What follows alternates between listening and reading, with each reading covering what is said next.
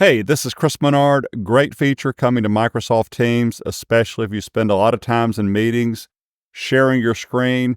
That control bar that shows up in the top middle now, in the past it could not be moved and it was in a awkward place. You can now move it. Let me show you how to do this. And you can test this yourself. Go to your calendar, click Meet Now, start a meeting. You don't need to invite anyone. Share your screen and you'll see the toolbar up in the top middle.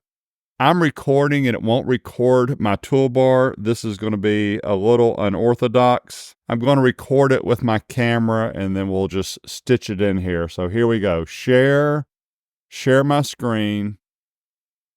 I see that toolbar and you don't, so let me turn on record. If it's a little shaky, I'm sorry. I'm recording my entire screen. I've got my calendar pulled up, no big deal.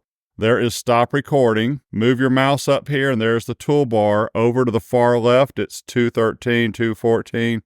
Click and I can move this toolbar around. I'm doing it right now as I pull out of here.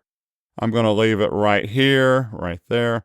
Cool feature I also like is if I hit stop sharing and then I share the screen again, it actually remembered where the toolbar is. It's not up at the top of my screen.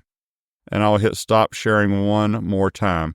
Also, you can pull that toolbar over to another monitor. I did that while I was recording this.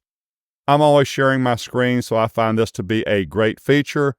Feel free to subscribe to my YouTube channel. My Teams online training course, over 3 hours of material, is available online, along with OneNote, Copilot, and multiple Excel classes.